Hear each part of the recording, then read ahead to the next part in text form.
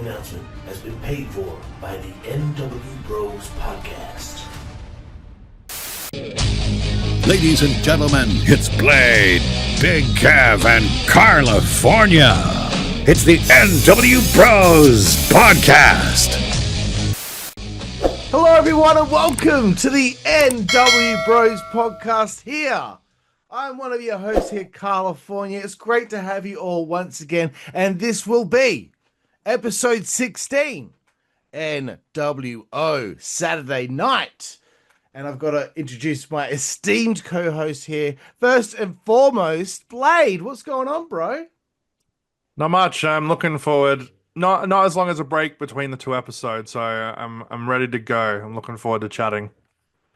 Ready and raring to go. And of course, another esteemed co-host here, big, sexy Kevin Curran. What's going on, Big Kev? I just played some basketball tonight. I'm already hyped up, ready for this podcast. So yeah, I'm looking forward to it. Lovely jubbly. Well, as usual, getting to know the nWBro's before we hop into it. And this week's question is, if you could change anything about current wrestling, what would it be? Big Kev, I'm starting with you. I think that it's a tough one, but I think that every match or everything that's going on needs a storyline. Not two guys who want to be the best. Not two guys who want to, I'm going to get the title. No, there has to be a reason why they are fighting. This guy's cracked onto his girlfriend. Just anything. Give me something. Give me a reason why I want to see this guy beat up this guy or vice versa.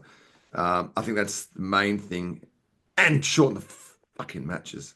Yeah, that's good call. Good call. Blade, how about you? It's a really tough one. I was sort of tossing up between two. I think one is like, weirdly enough, I think I'd remove some of the crossover stuff from like popular mainstream culture in wrestling. I don't know. I just think it's a lot of the time, like 99% of the time, it's really fucking garbage. It's just not well executed. Like you can tell it's shoehorned in there for whatever promotional purposes that they're looking for. I think the other thing for me is just such I think a large portion of that like tribalism stuff. And I know that's such a large, like sort of all-encompassing thing, but you know, whether you blame social media or you blame the dirt sheets or you blame like the fuckwits themselves, it's, I don't know, it's a really nasty environment for a time when professional wrestling should actually be thriving. And I think it is, but like, I guess not ideally in the way that I'd like it, where everyone's just happy that wrestling is like, there's tons of alternatives and different products for you to watch. What the fuck? When did we ever think that choice was a bad thing? Like, I don't get it.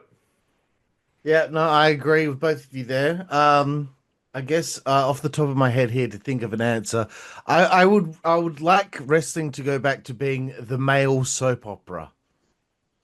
You know, it doesn't need to be Attitude Era. You know, we don't need like Val Venus's dick being cut off and things like that. It doesn't need to be that. It doesn't need to be crazy like that, but it needs to go back to being the soap opera. It needs to be quick and snappy, you know? They've lost their way. They've forgotten exactly what this is supposed to be. Let's be honest here. There is a shitload that needs to be changed. You know, we can rattle on endless amount of stuff right now, but we don't have the time. So let's go on to more good times in wrestling. Yeah, so that's exactly why we're doing a podcast about something from so long ago. Here we are, episode 16, nWo Saturday Night. I have named it that because at the end of this episode, we will see the first edition of nWo Saturday Night. But before we get there, we stop off at WCW Monday Nitro, September 30th, 1996 at the CSU Convocation Center in Cleveland, Ohio. I have no info on the attendance, unfortunately, but as far as the ratings are concerned, the prior week, Nitro did a 3.4, Raw did a 2. This particular week, Nitro did a 3.3 and Raw did a 2.3. So still quite far ahead. It's now called the Wallstein Center. Just a couple of short facts here. I didn't know what convocation meant. I'm sure, Blade, you probably knew what convocation meant, but it means the action of calling people together for a large formal assembly. So, okay. WWE, TNA, WCW, and AEW have all recorded shows at this venue, which is, very good. Shame about the latter, though. Barry Manilow, David Bowie, Elton John, TLC, Beastie Boys, and The Cure have all performed at this venue. Anywho, let's get on with the actual show. Tony and Larry cover last week. They mentioned the nWo race car. They crossed to Eric. Eric's very serious about what's happened to WCW. Talks about history, provides a very strong front, says Hulk Hogan is his biggest mistake. It's a very passionate plea here from Eric Bischoff. I'm going to be starting with you, Blade. What did you think of the beginning of the show here? Yeah, I thought it was really good, actually. Like, again, I always love when Eric is kind of used as that anchor to like the audience and the overarching story. Some funny things that I just wanted to rattle off very quickly. Tony, when he's calls it the lowest point in the program's history, I wrote historians might debate that moment is still yet to come. It's just me being a dick. I laughed my ass off at some point. Bischoff calls Six a 180-pound wimp, which I was like, and I mean, seeing Eazy-E this week with DDP, he's fucking jacked. Wow. The guy's a machine. Yeah. It was a weird thing at the end of the promo, and I don't know if this was like Eric necessarily ad-libbing, but he calls them gentlemen and then tries to like requalify the statement. It's like, no, they're not gentlemen. And I'm like, it was just weird. It's like a weird turn of phrase, especially after he'd been calling them, like thugs and what was the other word that he used? It was like thugs and something or other. But yeah, I was just like, just a weird sort of like, I felt like it sort of snagged the end of the promo a bit. Right. But other than that, like, yeah, very, very solid opening. Probably my favorite for a fair while, to be honest.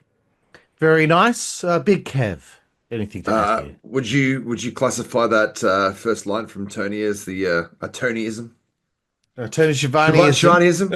Yeah, that's right, motherfucker. It's time for another Tony Schiavone-ism, yeah. Yeah. This is the lowest point of this program history. Yeah, I mean, Blade pretty much covered everything there.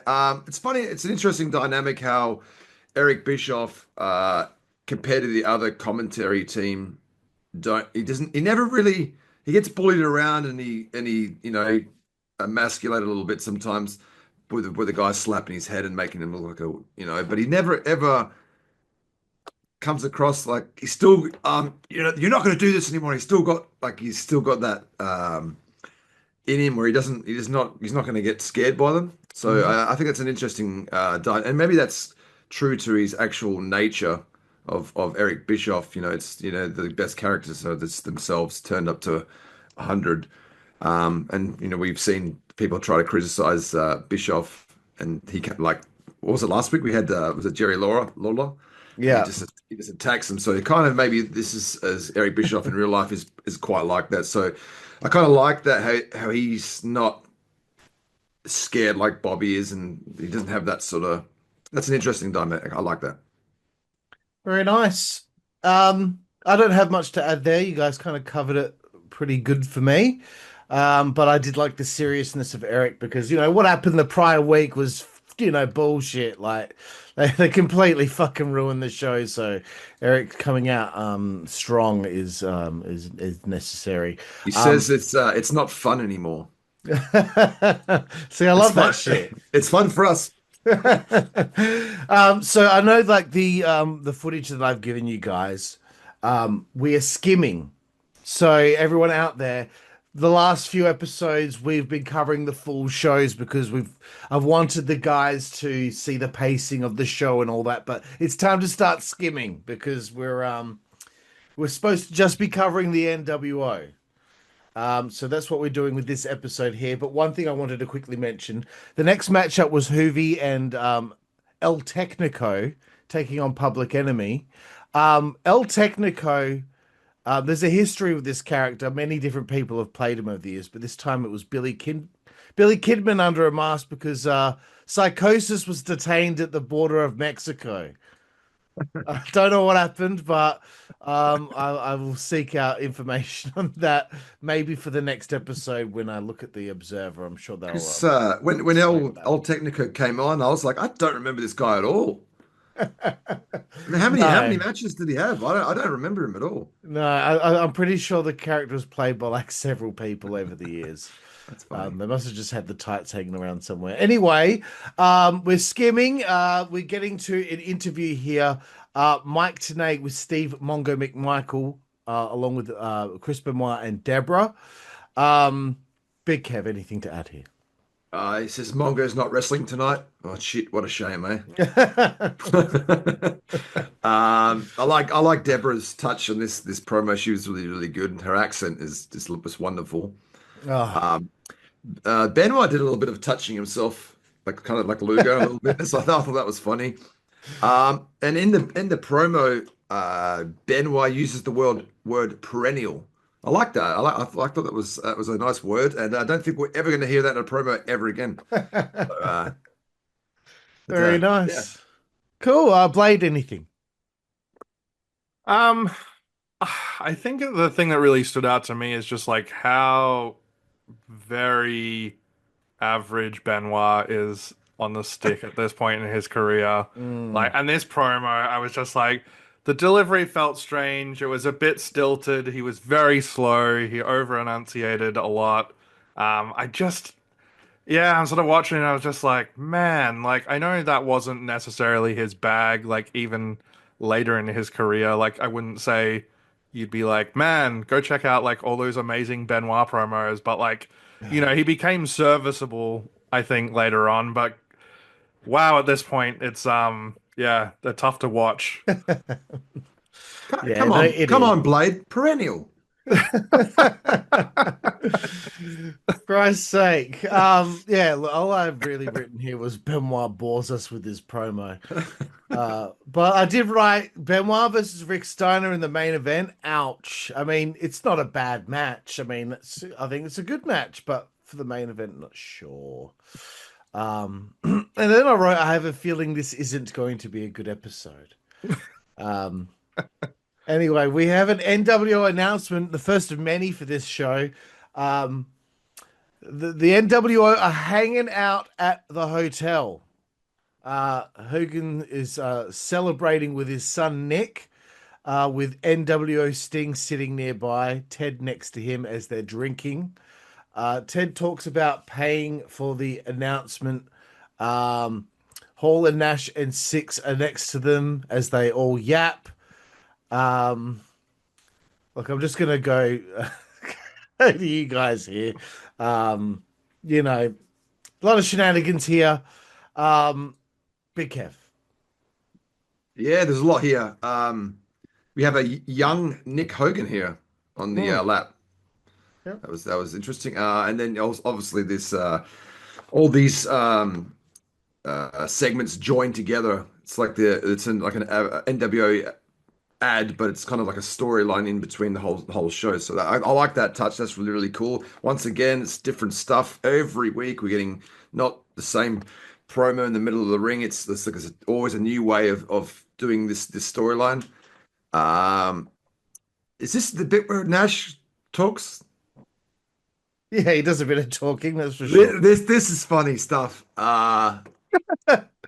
So Nash goes, I know it's a bit off topic, but you notice you never see it's Bill Marriott and Ross Perot together at the same time. Did you?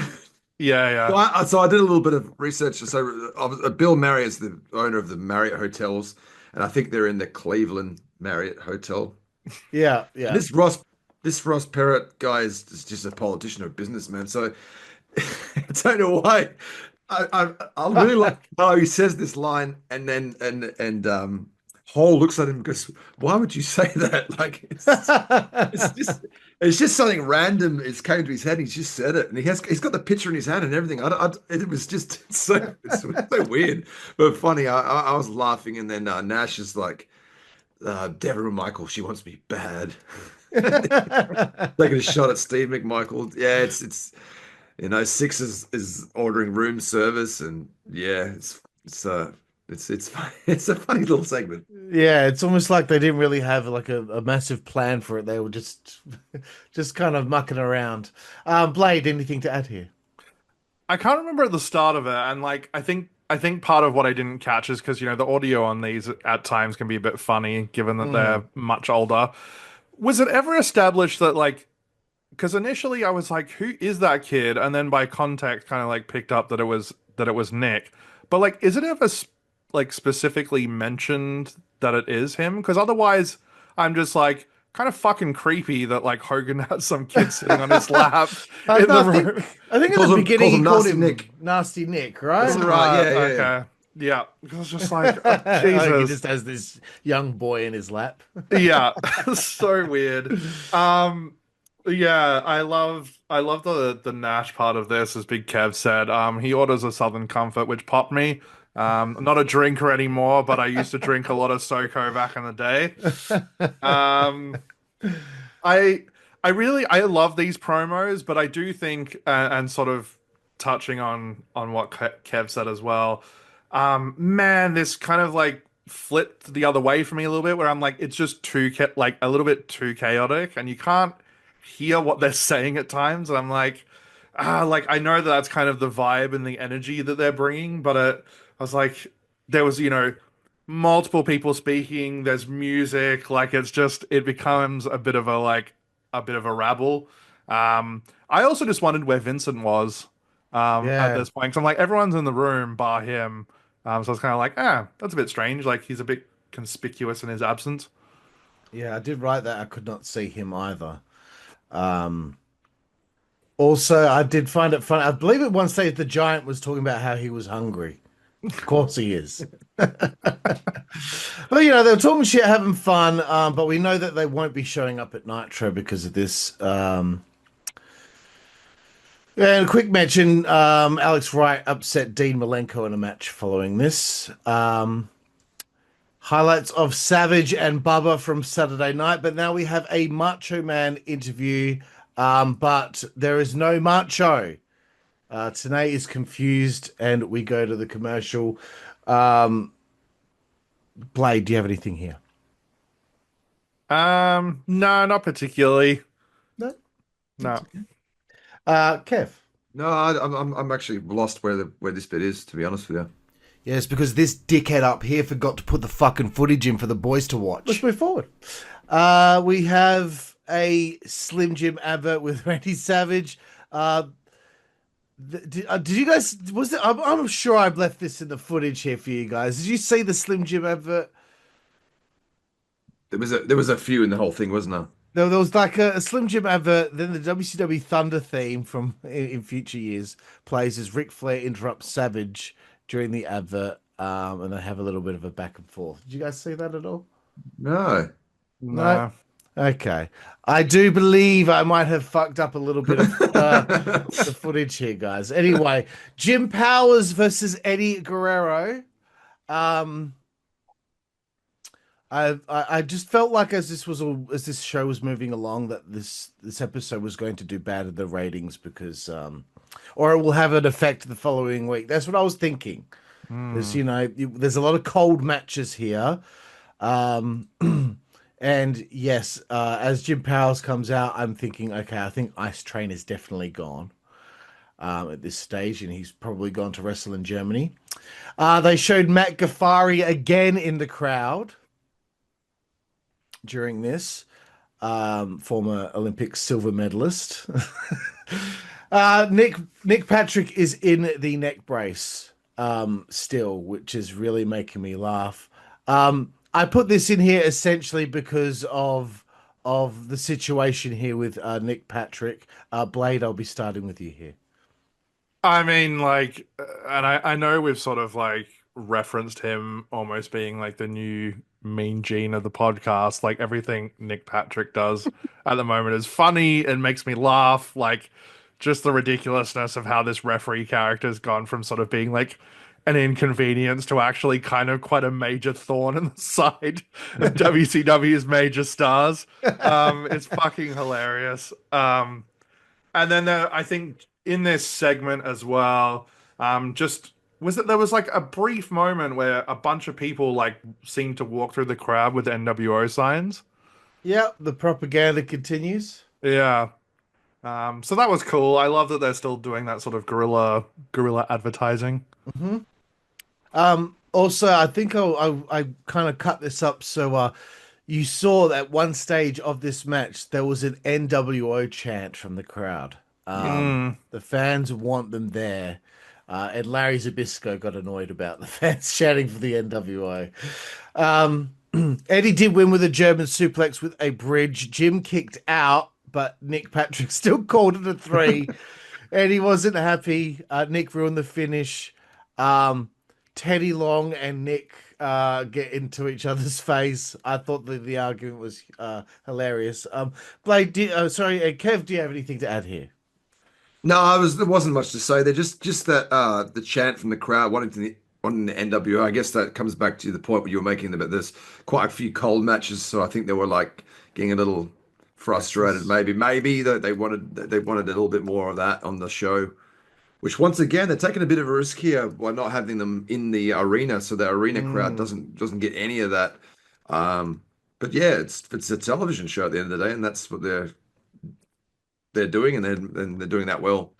Yeah, no, it is a bit of a risk. But yeah, again, as the show was moving along, I was like, well, if you're not having the NWO show up, and all these fans have been watching for weeks and weeks and weeks on end, where they've been showing up and doing something hectic, you're going to get the crowd getting flat at certain stages of the show. So again, the NWO are partying it up. The Nasty Boys show up. I don't know if you guys have read, they've got a bad reputation. The Nasty Boys are there.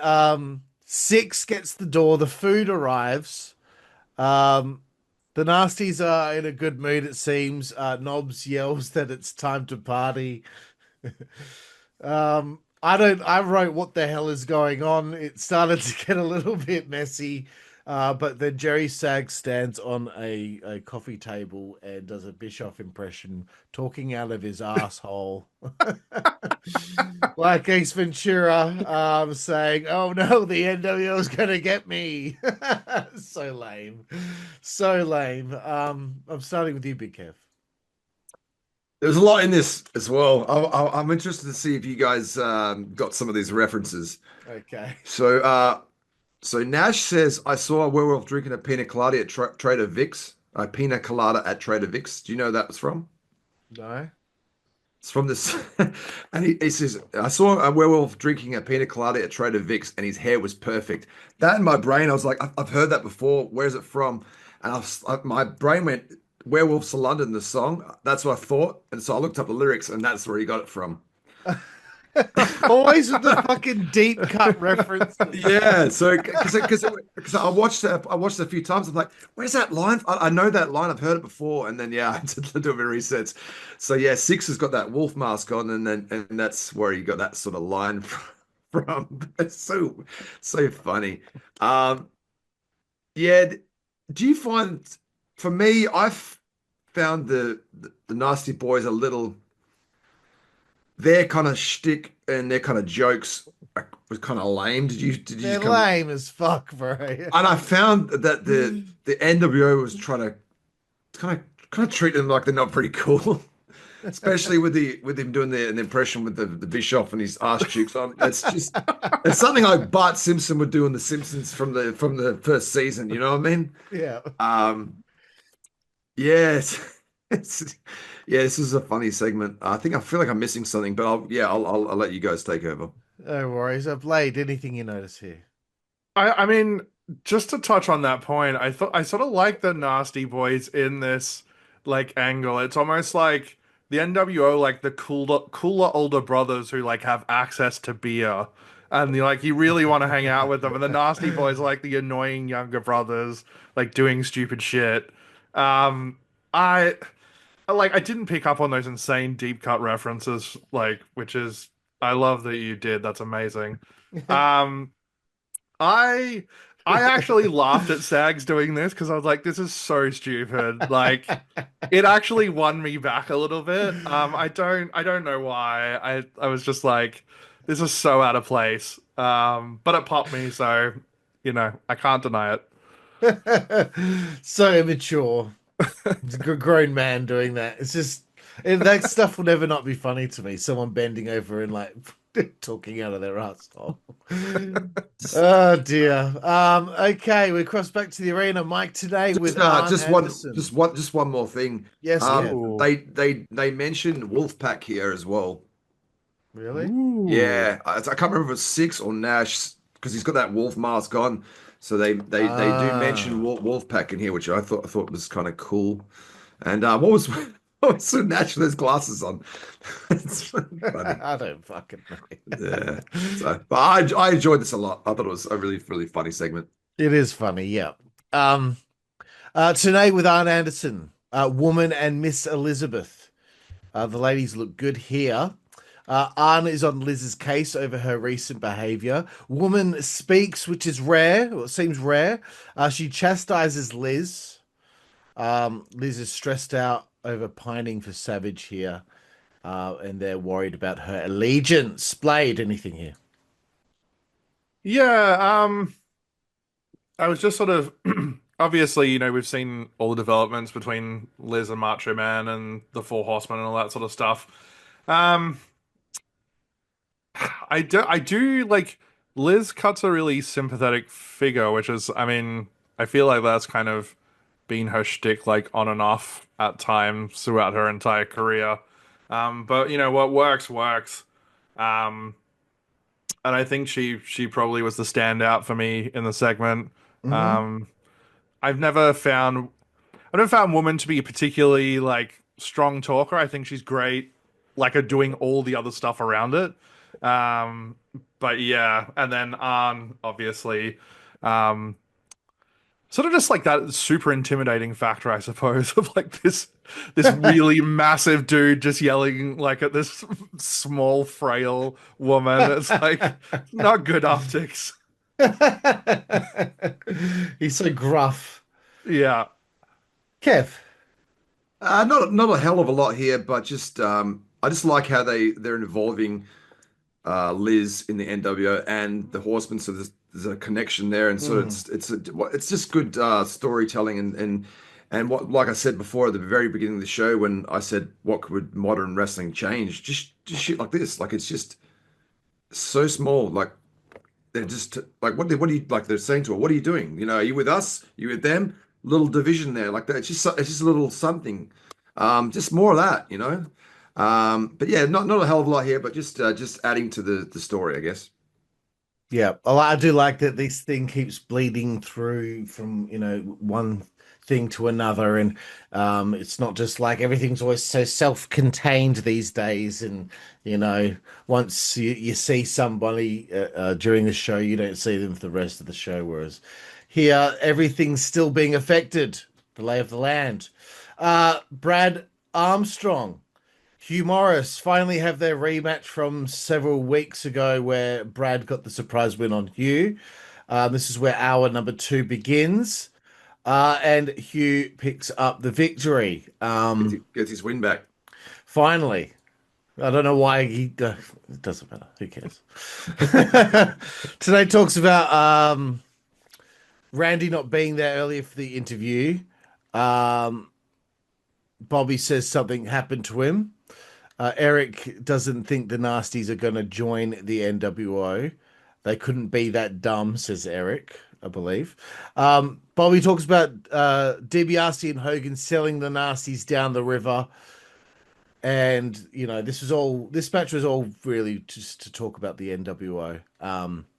Bobby also talks about them maybe showing up. So Bobby's always throwing that out there, even if the NWO aren't showing up. He talks about them maybe showing up, which gives hope to the viewer. And I believe, yeah, Humorous did hit the no laughing matter twice to get the win here. Do we have anything to add here, boys? Kev, Nothing for me. Blade, No. lovely jubbly. Arn Anderson and Woman arguing with Liz. Still Brayton her again. Like, far out. Arn screaming, "This is business," and Liz is obviously unhappy. Blade, anything? I did have to laugh at the just like insanely sexist comment of Arn telling a woman to talk some sense into her. Just like fucking hell, man. That's so good. Jeez. What an asshole. 1990s programming. She's hysterical. Talk some sense into her. Kev. Yeah, I'm not sure what they were trying to do more here, because they didn't. I thought they achieved what they wanted to achieve in the last segment. So here we are again backstage before the match, but I guess a little bit more. But yeah, it's more of the same as the last segment, kind of. All we needed was Arn to yell in Liz's face, "What is it that time of month or something?" You know, that's like we're borderline on that.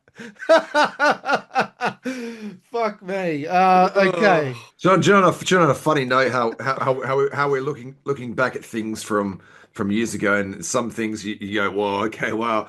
I was actually seeing this footage from I think it was like '95 when if you're a soccer fan, football fan, when Blackburn Rovers won the Premier League. I think it was '95, and one of the players has got his son. He's probably like 6 on his shoulder. And they got the champagne going around. He's swilling, and he's getting his son to drink it as well. And this is on live TV. No one batted an eyelid. I watched this and went, "Wow, this guy would be done now." It's Right. crazy. It's, you know how often it happens now when you see something from back in the day, you're like, "Oh, you can't do that these days." 6-year-old son drinking on live TV. That's unbelievable. Holy shit. That's amazing, dude. Eric, Bobby, and Tanay are talking. Eric wants to leave and is headed to the hotel room, apparently. Bobby and Mike are confused, and they have to take over and wait for Tony to come out. And yeah. Kev, anything to add there? Pretty quite fishy that Bischoff decides to just leave here. Yeah, with no backup. He's going to go into that room with all of those guys in there. Yeah. Blade, anything? I just laughed at the wording of Brain saying that Eric is really angry inside. It's like, what a weird way to say that. Just be like he's angry, or like Eric is upset. Makes him sound like an 11-year-old girl. Well, moving forward here, Jericho, Arn Anderson. It appears they still don't know what to do with Chris. Liz doesn't come out for this either. Tony shows up during this match. But, you know, I didn't put the whole match here. I just put the finish here with Liz watching back on the monitor. Jericho missed the Lion Salt. Got DDT'd. Arn Anderson wins. Love to see it. Blade. Yeah. Because we only saw the right at the end, right? Yeah, because I think it played into like the events afterwards. So then I think Elizabeth like packs up and leaves basically. Yeah. Tony, Bobby, and Mike were running down hour number 2, and Liz is leaving the building crying. Yeah. Yeah. Which just plays into, yeah, I mean, obviously we don't quite know where she's heading at this point in time. But yeah, I mean, I guess kind of makes sense. Like, you know, she's slowly sort of being ostracized from the Horsemen, right? Like, you know, she's being told to stay backstage. They're yelling at her. Like, I think this is just a great way to sort of keep that little bit ticking over. Yeah. Kev, anything? Just they seem to be putting Jericho with a lot of the big players. Obviously see something in him, so here he is against Arn, even though he gets a loss. Yeah, Miss Elizabeth. Yeah, it's sort of a lot of the storyline is centered around her in this episode. Yeah. We see her leaving the arena. I think I know Carl. You said you weren't a huge fan of this show or this episode. You think it was a bit Mm. done, but I think as far as an episodic television show, I think was really. I think it's really underrated because we have a thread throughout the whole show. Maybe the matches in between are not that great or they're a bit cold, but the actual story has a beginning. We see what's happening, and then we have obviously what the ending, which we'll get to. But I think as far as an episodic show from 1996, I think this was done really well. I can totally see how you can think that from watching it all cut up the way that I've cut it up for you guys. Because I watched the full episode, and like just for example, as I mentioned, a lot of the matches were cold, right? After this, we had Mr. Wall Street and Lex Luger, and Luger just won. And then following that, there was a match with the Faces of Fear and the Rock and Roll Express, which went. Oh wow! Oh yeah, I wrote it down. The match went too long, so it's not like the Faces of Fear beat them convincingly. It was a long match. But anyway, that's kind of the thing that I wanted to bring up. As you bring up what you liked about this episode, like in the full context of the episode, like yeah, those little bits were really good, but there was a lot of coldness out there. Tony talks about what Eric said earlier. Then Tony talks about Sting. Tony sends a peace offering to Sting. And now they have a WCW Motorsports car become the Sting Motorsports car. What a peace offering here. Blade, what did you think of this? God, that thing's hard to look at. Just so many colors. I'm like, I like the nWo one, the black and white. It looks good. It's slick. Yeah. I'm down with that. Kev, anything to add?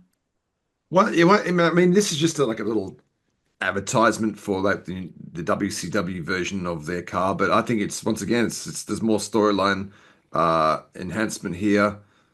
Once again, they're always apologizing to Sting now, kind of almost kissing his ass a little bit now. He's a peace offering, here's a car, So that we're seeing that on Saturday night with Dusty Rhodes even doing it too. So this seems to be a regular theme we're getting now where they're apologizing to Sting and just like, come back, Sting, we need you, because I think they all know that they're absolutely screwed at this point. And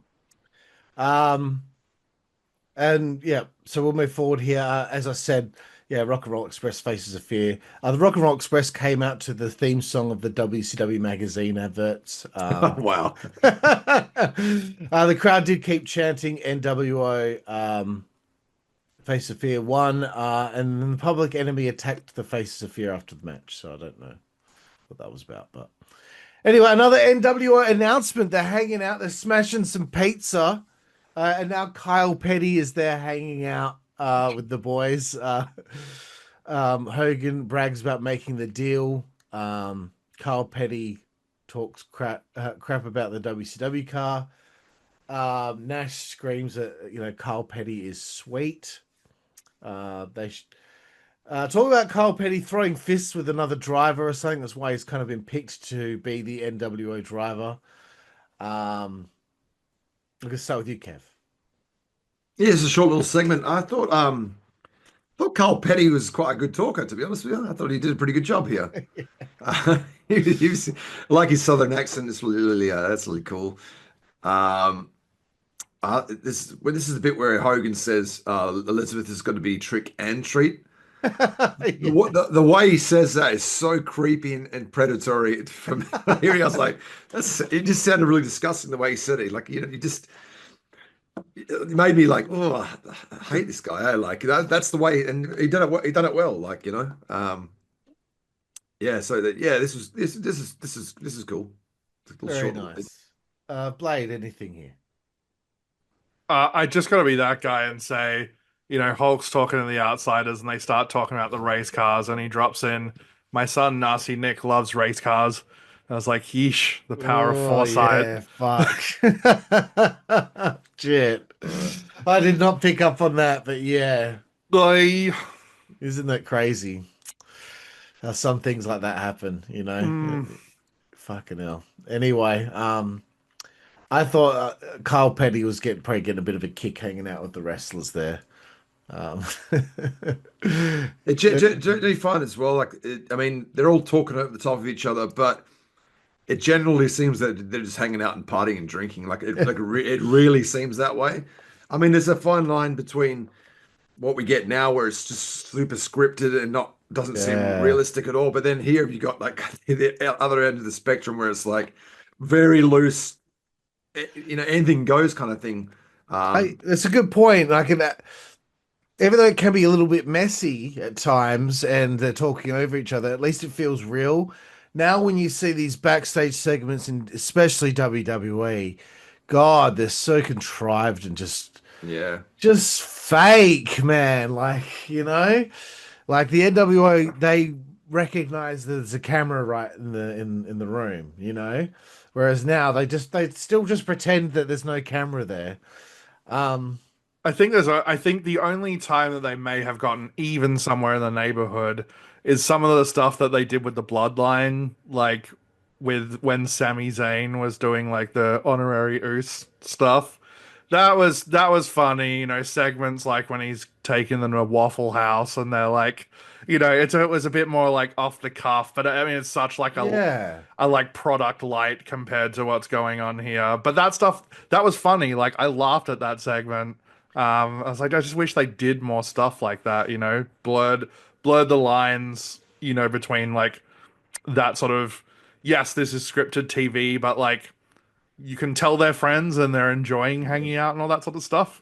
Yeah, because Yeah. I liked watching the Sami Zayn stuff because you could tell he was literally trying to make the guys crack up on live television. Yeah. It made you want to watch, And but to your point, Blade, like there is a reason why SmackDown started rating going up and Raw was going down, because SmackDown had the bloodline and there was entertaining backstage stuff. It wasn't about the matches.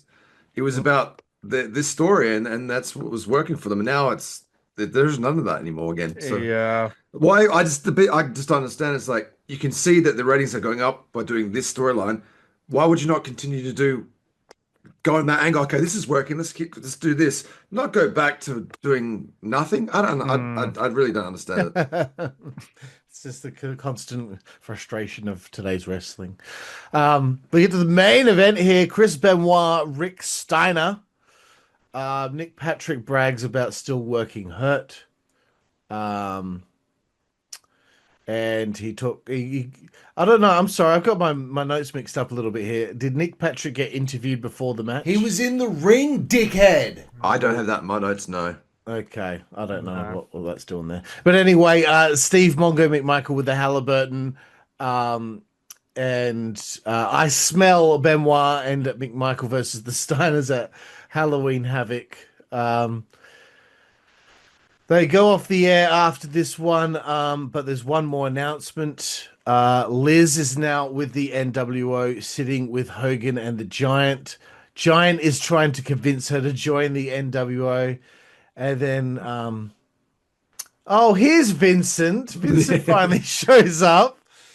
Hogan offers Liz a 3-movie deal. How's he fucking got that kind of stroke to give her a 3-movie deal? Vincent comes in, yells out, "Disfo the champ!" And he hands over the gift as Liz leaves upset. Then Savage shows up in the hallway yelling at Liz, so we now know why he didn't show up for the Mike Tenay interview. And that was the end of the episode. That he's screaming at her in the hallway, and I was like, that was a weird end. And like, where was Eric?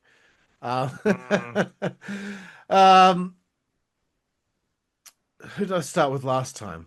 Come on, Carl, think, dipshit. I can't remember. Blade, you start. Yeah, I mean, I completely agree with you. It was a very, very weird way to just like sort of end it without. Didn't feel like it was a full stop or like a punctuation mark. Like at the end of it, it just yeah, sort of like wrapped up, and you were sort of left wondering. And much as you said, I was also like, where was Eric in all of Yeah. this? Why did we need to know then that he was leaving to go Yeah. to see them? I mean, granted, I don't. I mean, you guys know, you've seen what happens, but I'm like, I have no context for what happens next. So I'm sort of like, yeah, it did feel strange. Right. Kev, do you follow those sentiments? A bit strange with no Eric or No, I didn't. I didn't think the ending was. I thought the ending was good, whereas Macho kind of catches her, kind Mm. of betraying him, like he was screaming, "Is this a rib? Is this a rib? You set me up again!" So what's your deal? Yeah, that's funny. But yeah, I thought it was a pretty good ending.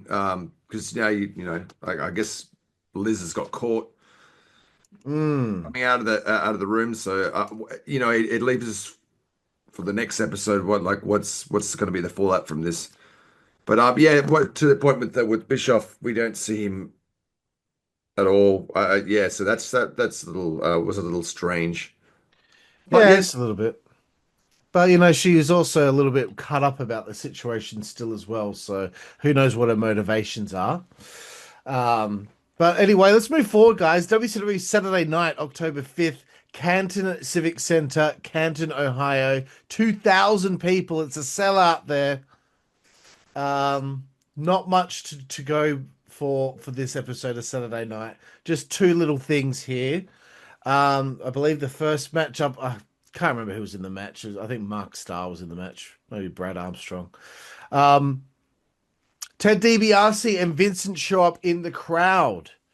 And of course, this was a part of me being angry at myself prior to this recording, having no notes written for this particular segment. But I do know that Ted talked about the following week will be the second round of the nWo Tag Team Tournament for the outsiders, as there will be the first edition of nWo Saturday Night. Kev, anything to mention here? this is just another way they've done something where you never know where they're going to show up. So they're on Saturday night.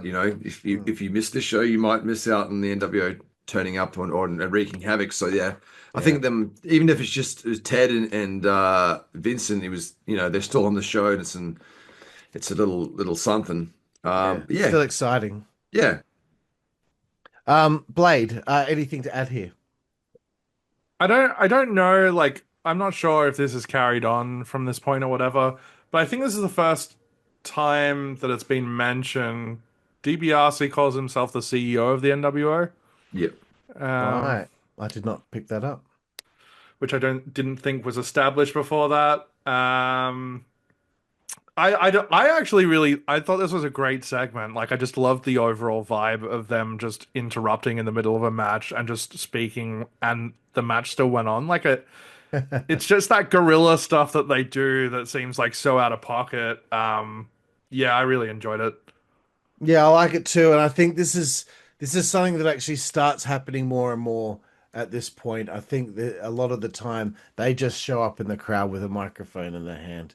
Um, the next part of Saturday Night really confused the living shit out of me. Um, WCW Tag Team Titles, Harlem Heat versus Public Enemy. I have to apologize to you guys. The footage seemed out of sync with the audio when I was watching it back. I don't know what happened there, but anyway, Harlem Heat win the tag titles back after what, 8 days or something? Blade. Yeah, I don't. This seemed like a fucking mess. What the fuck is I'm going on? Yeah, I have no idea why that decision was made. I mean, I'm hoping that there was some context that we weren't aware of. Um, I did notice Johnny Grunge was wearing a really thick knee brace, and I don't know if that's Mm. like I regular, if it was working hurt. No, because on the last show, I think we only seen a snippet of it, but the face of Fear were beating the fuck out of him on his knee and smashing. Ah, okay, I'm thinking that's what that was from. sure. Interesting. Um, Yeah. what else did I have to say?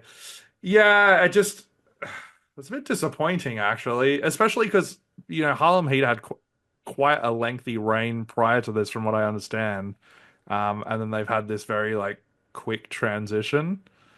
It's just confusing. Like, and the thing that annoyed me the most is that we all three of us, we had such analysis on this whole situation with the tag titles and Halloween Havoc last episode 15. And then the very next time we record, it's like, oh, well, all that conversation and chatter was for nothing because they've dropped the belts back after 8 days. Kev, anything to add? They got a lot of mileage out of these two teams. Because we get this match. This is not the last time we see it. So yeah, I thought it was an interesting snippet. Colonel Parker interfered, costing Public Enemy the match, but Patrick's looking right at him when he's doing it.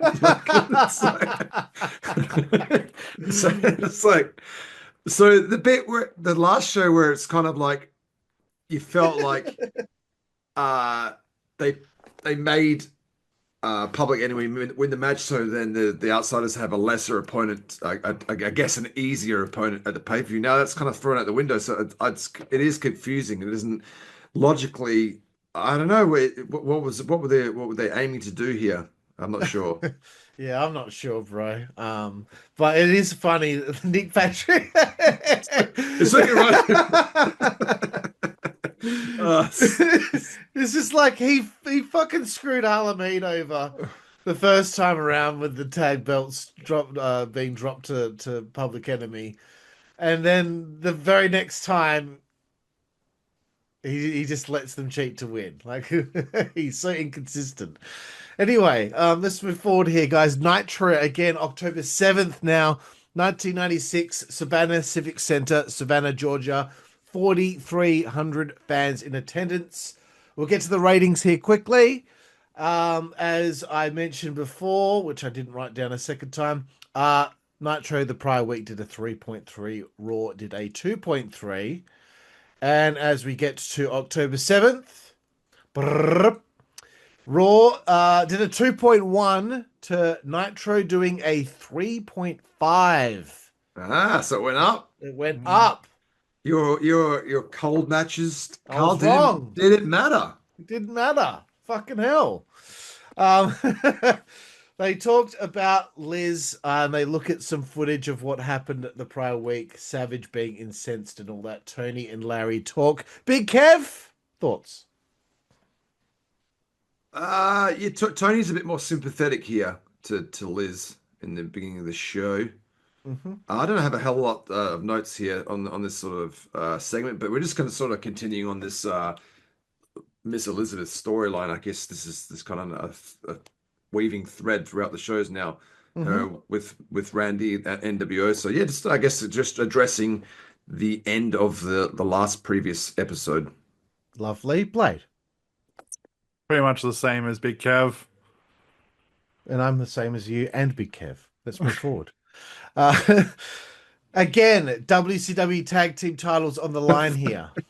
Oh my God. Public Enemy challenging Harlem Heat. So for context for you guys, with me, when I watched the Nitro and then I watched the next Nitro, I didn't watch the Saturday night. So when I was watching this, I was like, what the fuck?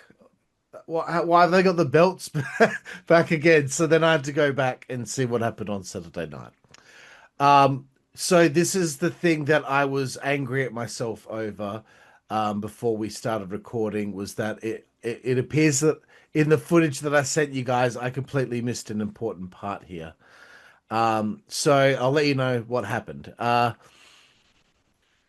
So at one stage, there's a commercial break. We come back. Liz is at Randy's locker room, and the door opens, and she looks inside, but he's not there. And she was wearing a really nice tight leather outfit too. They announced Flair versus Savage as well. The nWo arrive in the crowd whilst the tag team title match is going on. Scott Hall was on the mic.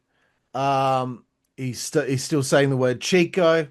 They're trolling on the mic. Nash grabs the mic. back and forth. They're just poking fun at Harlem Heat, who aren't paying any attention to what's going on in the crowd whatsoever. They're just continuing with the match. Ted DiBiase chimes in as well, so the real distraction during this match. And I believe Tony or Larry complained, how did they get on our frequency? As in, like, how's their microphone working in the arena? Anyway, they disappear after that. And of course, Colonel Robert Parker made Rocco Rock fall through a table. And then Harlem Heat destroy the knee again of Johnny Grunge, and they retain the tag titles. Blade. I think the word kerfuffle probably fits in here quite nicely. It was just, it felt like a bit more chaotic again. I mean, based on our conversation, like you were saying, the conversation previously was wasted. So I would sort of hope at this juncture that it will indeed be Harlem Heat versus the Outsiders at Halloween Havoc. Mm-hmm. Yeah, that's all I had to really say. It was a lot of Colonel Parker and Sherry shenanigans in this one. As per usual. And once again, my apologies for missing an important part of the match here. I don't know how I fucked that up, but Big Kev. My favorite bit of this match was when Sherry's on the rope and she's like leaning over, and then Nick Patrick's next to her, and then next thing you know, they start hugging, and she's patting his back, and it's fucking hilarious. It went on for ages too. She's like hugging him, and he's kind of enjoying the hug, and then she's rubbing his back, and all this shit's happening behind them. It's just this kind of like wrestling stuff it just cracks me up. So yeah, that was my highlight of the match. I thought it was. I mean, this is the third time we've seen this, so I was kind of like, all right. Okay, we're done with this, but yeah, Sherry made this very entertaining for me. Very nice. So here we go. A limousine arrives. They think it's probably the NWO, but lo and behold, it's Jeff Jarrett. Finally, it's happened. Big Kev, what do you think about Jeff Jarrett showing up here? Yeah, finally. Meltzer was right. Not really. He's finally here. Well, how many episodes ago did you talk about him coming in? I think we're going back towards like Hog Wild. Yeah, on August the 10th. August 10th, brother. Yep. And Jarrett, he'll be in WCW next, and joining the NWO. He'll be in next. I'm pretty sure he's coming in next. Yeah, he'll be in. But Blade, what was your thoughts here seeing Double J?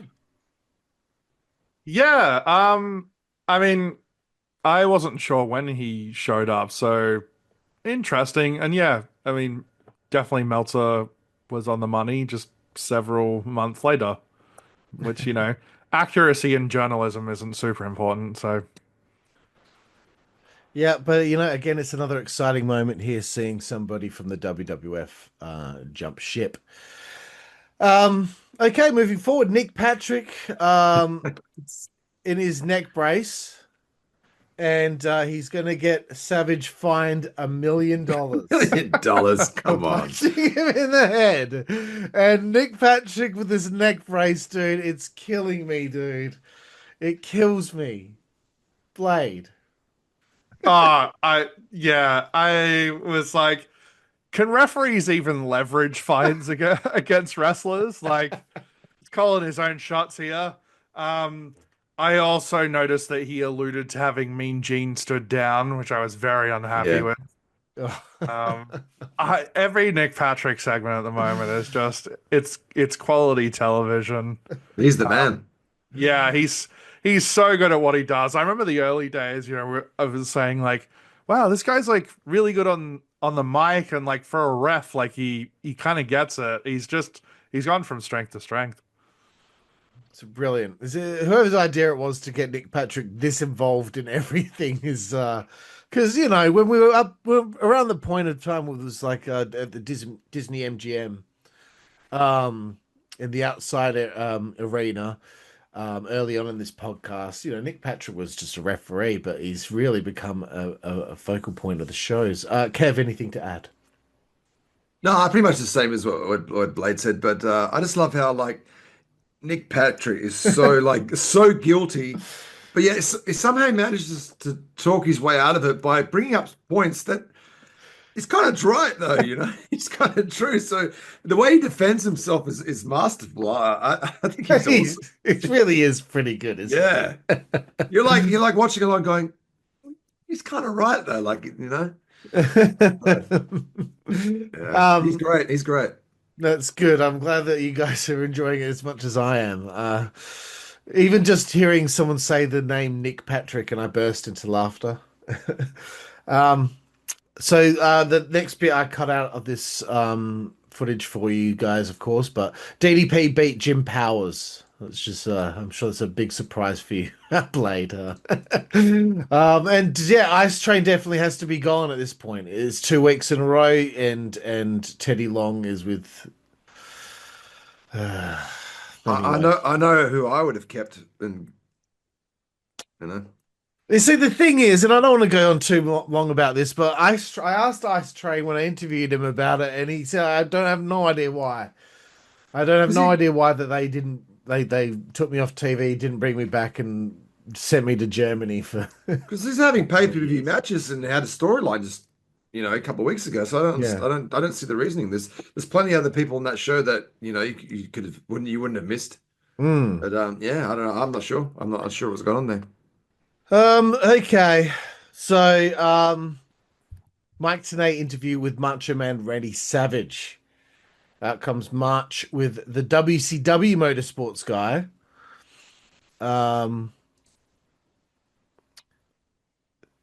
They show some highlights of the recent NASCAR race. Sorry, the NWO car hit a wall. You could see the NWO guys were there. Then they do this thing where they're trying to hype up the position that the WCW car came in. And we start with top 20, then the top 15, then the top 12. They came 10th, and this is a big deal. I thought it was a bit out of place. Savage finally mentions Hogan and compares him to the NWO car. And then Liz pleads with Randy. Kev, what did you think? The driver's name is Jason Keller, is it? Jason Keller, yeah. Yeah, so I think he did a pretty good job talking as well. He was all right. He did his part. So they're really trying this NASCAR angle in the moment. Once again, Bischoff's sort of taking other forms of entertainment and bringing it into the wrestling landscape. And so this is just another way they're doing that. I just like at the end with Elizabeth is pleading. He says, "Just save it." He's not interested. So, yeah. Very nice. Blade, what did you think of this? I mean, I was thinking to myself while this was happening, I was like, the deal that these two must have cut, must have been worth some good money, right? So obviously they're trying to milk as much as they can get out of it. But just the ridiculousness of so much airtime being given to celebrating a 10th place finish. It's fucking shit. Who gives a fuck? I was like, this is ridiculous. I also love Liz and March are arguing, and then Macho Man storms off, and Jason Keller with his helmet just sort of turns around and follows him. There's no he could have stood there and been like, whoa, what the fuck? He's just no, okay, my thing's over, I'm going now. Yeah, funny segment, very, very strange. But hey, the NASCAR deal, like I said, it must have been worth something to him. Yeah. So in a NASCAR race, 40 cars are in a race. So I guess 10th isn't too bad. But still, it's not something to really hype up about. I thought maybe they won or something because Savage was winding it up and building it up for so long, And it said 10th. I'm like, fart in church. And as far as Jason Keller's concerned, he actually never won a NASCAR race. His best finish, though, was second place in 2000 and 2002. So just like I've already forgot his name, the Olympian. fucking loser. Like clearly driving a vehicle like that's really difficult. I thought you were gonna say his best finish was 10th. So it's gonna be like, damn. But no, you're the second. Well done. Following this, High Voltage Faces of Fear. I omitted this because there was nothing to it really. No, there was something that you left in. So you know how you were asking us Ooh. if you'd put those commercials in? Yeah. There was no commercials for the Slim Jims or anything. There was a commercial for American Siding and Window. And I was like, I don't know, is Carl trying to pop us with like the most ridiculous, like inane sort of bullshit of like a bloody what seems like a siding and window company in America? I'm like, did you leave this in on purpose? Oh, for American Siding and Window. Yeah. Well, I did leave it in there on purpose, and I forgot to talk about it. But I guess what if you guys really would needed it to know, they're a home improvement company Oh god. specializing in siding, windows, roofing, doors, and more, based in the Bloomington, normal area. They offer a range of services, including replacement windows, vinyl siding, door installation, and are known for their commitment to the local community. The company also provides services related to gutters and outdoor living spaces. Wow. See the panic in his eyes as he's like typing it into Google. So annoying. I can't believe I forgot that. But anyway. I see what happened here. That was a little setup for that bit. I see I see what you've done, Carl. Maybe. Okay, so we get to the next matchup here. Mike Wenner, who also gets his own entrance. He takes on Glacier. This is Mike Wenner's Nitro debut. He has wrestled in WCW on and off since 1993, and his name is supposed to be Mike Winner, but they've spelled it Wenner here. Mike Weiner. Grow up. He falls to the outside during this matchup. Glacier crossbodies him over the top to the outside, then knocks him out. It's over. I don't know why. Did I even put this in the footage? I didn't. No. Sorry, guys. And why'd you even talk about it? I've just realized right at the end of the note of that match, I omitted it from the footage. My bad. Anyway, let's move forward. I left this in just because Hugh Morris taking on Jeff Jarrett, making his debut. So he's shown up and he's already having a match. I was a bit surprised by this. Big Kev, thoughts? Here we have Jeff Jarrett with that awful ring attire with the white thing. That would have been the first thing I would have done. But like, Jeff, look, you can come over here, but we need a different outfit, dude. Jarrett he's like the taunt king. Like, he's constantly doing his strut. It's just the whole match he was just doing that. Like, he just comes across as such an arsehole, to be honest with you. Like, but like his actions make me feel like he's like a really a heel, but the way they're sort of doing it is like he's the counteract to the NWO. Like he's so it's a little odd to me. Whereas his character's very cocky and very he's a bit of a dick, to be honest with you. With all these constantly taunting. I like it. I think it's fucking great, but yeah, I just my note says taunt king. All right, Blade, anything to follow up here? Yeah, it's almost like he's, when you're charging up your finisher in like one of the wrestling video games. Exactly, yeah. He's doing that. Bischoff on commentary states that Double J called him a couple of months ago looking for an opportunity. Timing, Meltzer. It's like Double J is just so easy to dislike. It's actually incredible to watch. I thought it was a reasonably good match for his debut match. Perhaps a bit too much strutting at times. I was like kind of breaking up the flow a little bit. But yeah, no, I actually enjoyed this one. That costume is perhaps one of wrestling costumes' biggest crimes. Yeah. I hate it. I've always hated it. Hugh Morris can't get any momentum, can he? Nah. They give him a win, he loses. He loses. They give him a win, he loses. It just up and down, up and down. It's just a strange opponent for Jeff here because Jeff seems like he's a heel here, and Hugh's supposed to be whatever, whatever. Jarrett after the match is asked about the NWO.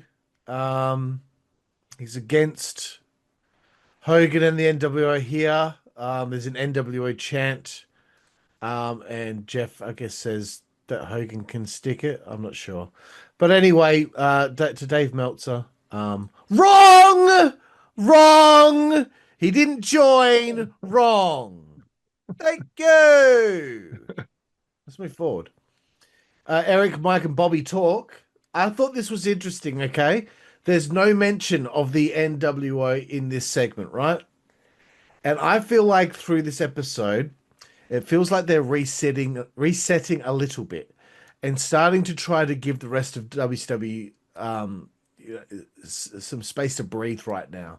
You know, we've got Glacier there now. We've got other Horsemen moving off with something with the Steiner brothers here. We've got what other angles are going on. I had something else written down. Fuck me. Arn Anderson and Lex Luger. You know, like the things are separating a little bit now, and there's some breathing space. Anything to add there, guys? Blade, anything to say? No, that's a really interesting point, actually, an insight I hadn't considered. Think about. Yeah. Yes, it just feels like it's some breathing space here. Kev, anything? Just with Jarrett's promo with Tony. Tony seems to not have learned his lesson. He kind of accuses Jarrett of being in the NWO.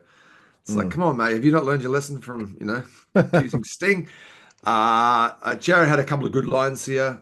He took exception to Hogan saying he made the wrestling business. He said he never put a meal on his table, and he also mentioned that his dad gave Hogan his start in Tennessee. So there's a couple of little tidbits in that little promo. Yeah. Lovely jubbly. Another thing that did not make the footage here. Arn Anderson beat the Renegade. Got his win back over on him. And Lex Luger made the save. Moving forward, I do believe I left this in. Dave Taylor turns on Jeeves. I told you guys about this. This is the bit. Yeah, that's what I thought. Kev, what did you think? I just loved when he said, "You stupid little person." That line was funny. But it's gonna kicks him off the thing.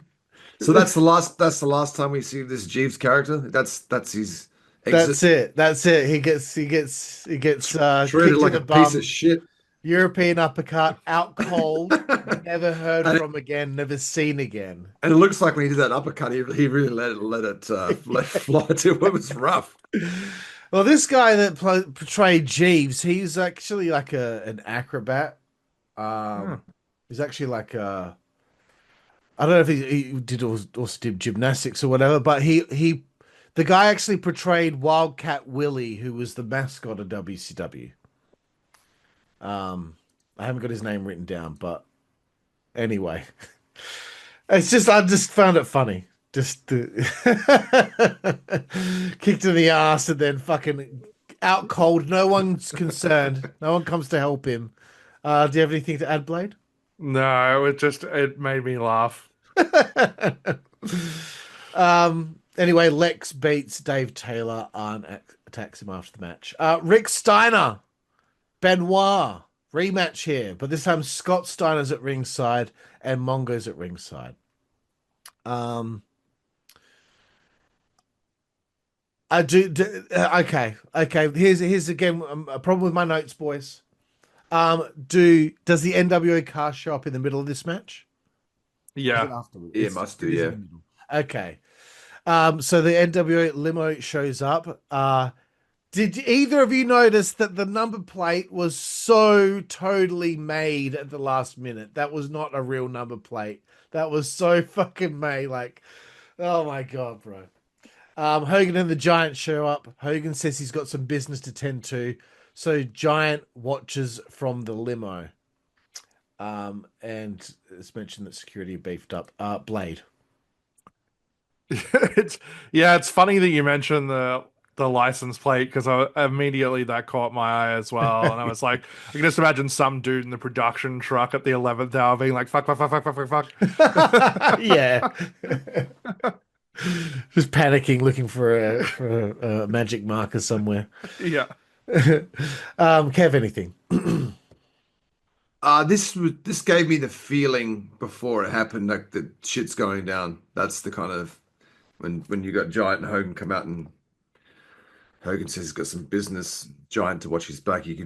Gave me the feeling like, hey, something's going to happen here. This sort of set up to the match between supposed to be Macho Man and Flair. Is that correct? Yes, Savage and Flair 1-on-1. Yeah. So I'll go back to you, Carl, because I think there's a lot more. There's shitload here, eh? There's a whole bunch of shit that's about to happen. Yes. Yeah. Savage makes his entrance. Backstage, you see Hogan with the Nasty Boys and Ted. Ric Flair is attacked by the nWo. Vincent grabs control of the camera, which I laughed at. Nash yells out, "Thug life, baby, thug life." Liz is there scared as the Giant stalks her. Savage comes with the chair. Liz hides. Hogan attacks. And it's on like Donkey Kong here. Mark Curtis. Sorry. I remember his stuff now. Okay, yeah. Remembering. Okay. Yeah, yeah. Mark Curtis for the third time in a week or 2 weeks has been manhandled, thrown to the outside.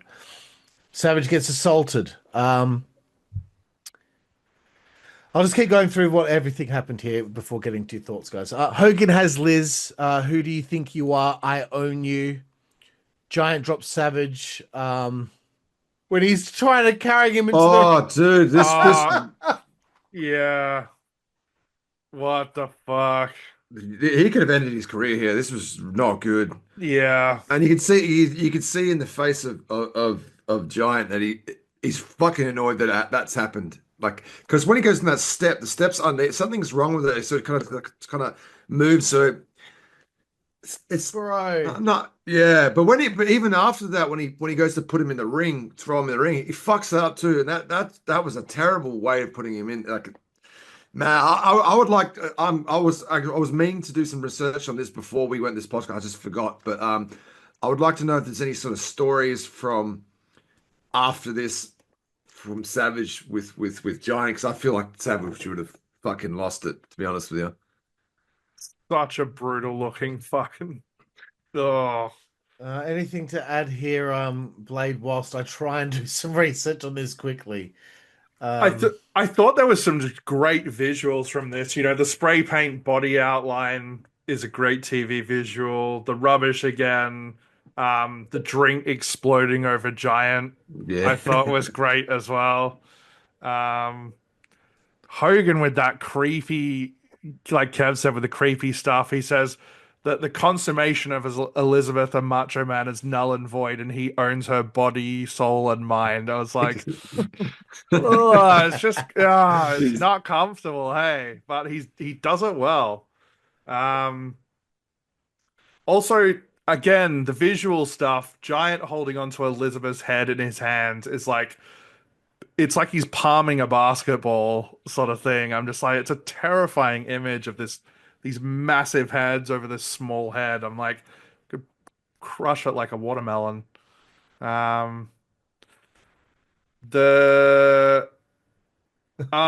then they had the monster truck stuff as well, which I found insanely awkward. It did not look like Six was super comfortable in that thing. And it's just like a lot of bunny hopping and like revving it up. And then the way like it hits the booth, and I'm just like, that was not, I think, how maybe they wanted to execute that completely. I said the visual going off the air of it bunny hopping was fucking shit. I guess I must have been more annoyed about it at the time. God. Oh my gosh. Okay. Right. So I can't find any story about it. I've just found different websites who've done recaps on what happened with the Giant and Savage here. Um, Giant gets halfway up the stairs. This is from WrestlingRecaps.com. Falls and then drops Savage onto the steps all by accident. Ouch. Oh, now Giant's mad. He just pitches Savage into the ring instead. Stairs are difficult. It goes to show how light those steps really are. Anyway, someone else said, I mean, it was so fucked up. Like, he nearly killed him. Okay.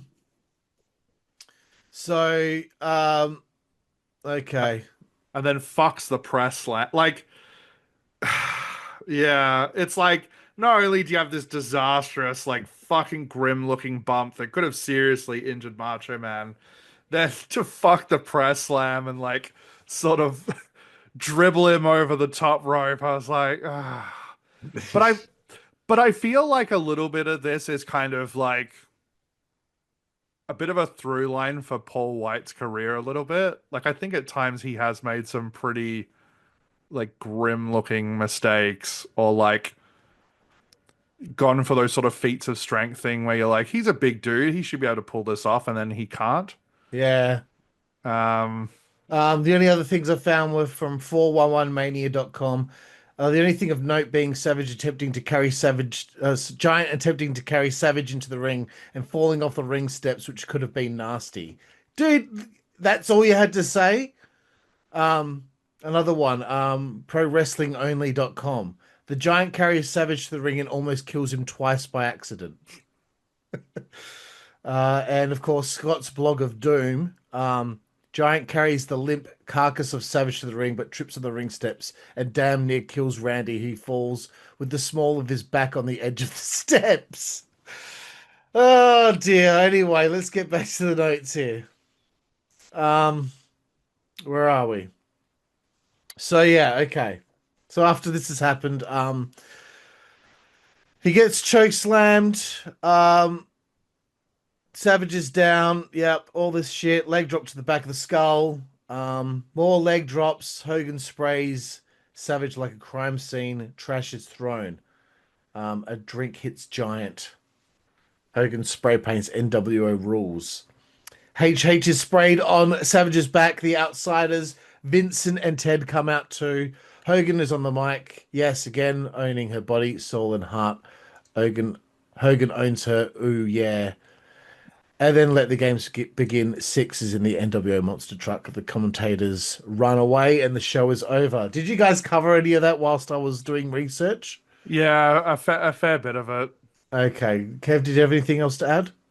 The only other line of this I didn't like was Hogan using macho puke. That was lame. Oh, it's so lame, bro. But apart from that, he did his job as a heel. He's very unlikable right now. It's just macho puke. Such a dick. And Flair, that's the stupid little man. But yeah, he's definitely rubbing me the wrong way to make me feel like this guy's a fucking asshole. You know, I want to see Macho Man kick his ass. So he's doing his job splendidly well. Only other note I had was how much cooler does this show come across compared to now? Way cooler. Even Even though some lame things happen from time to time, it's still way cooler. And you know what? Like 2 weeks ago, we had the nWo NASCAR. Then we have the WCW NASCAR. Now they're getting in the monster truck game as 6 comes out in that nWo monster truck. I just want to ask you both what you both thought of the nWo monster truck. Kev? I don't really have much to say about it. I think Blade had more to say about it than me. Think it was cool, Blade? No, well, I thought it was cool. I don't think 6 looked like he was super comfortable operating it. All right. It's like fucking bunny hopping all about the place and like trying to like edge up to the platform. I was just like, was he driving it? Yeah. I think, yeah. What side of the car do they drive in? Right. No.